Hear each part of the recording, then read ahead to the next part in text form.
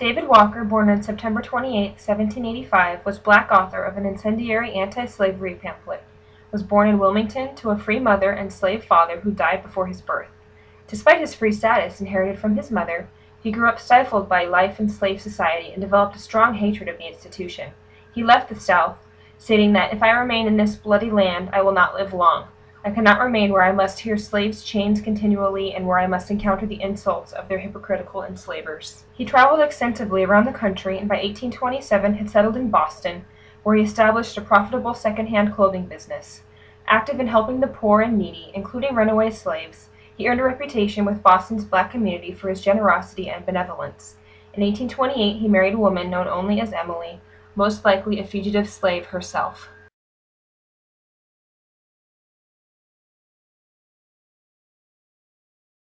In September 1829, Walker first published his famous 76-page pamphlet entitled Walker's Appeal in 4 Articles, together with a preamble to the colored citizens of the world, but in particular and very expressly to those of the United States of America.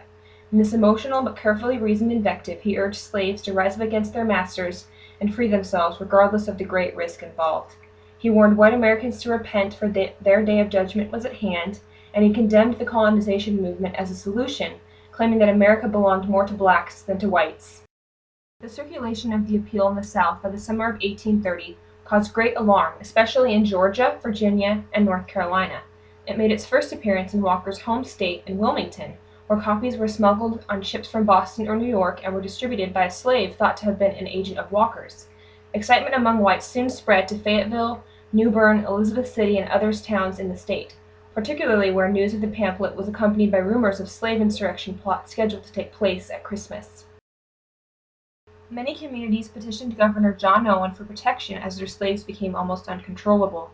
The governor sent a copy of the appeal to the legislature when it met in November 1830 and urged that it consider measures to avert the dangerous consequences that were predicted. Meeting in secret session, the legislature enacted the most repressive measures ever passed in North Carolina to control slaves and free blacks. Harsh penalties were to be levied on anyone for teaching slaves to read or write and for circulating seditious publications. Manumissions laws were made more prohibitive, and the movements of both slaves and free blacks were severely restricted. Because of the violent and extreme measures it advocated, the appeal failed to win the support of most abolitionists or free blacks. But in 1848 it found a new and wider audience when it was reprinted along with a biographical sketch of Walker by Henry Highland Garnet, a prominent black minister, newspaper editor, and abolitionist in New York City.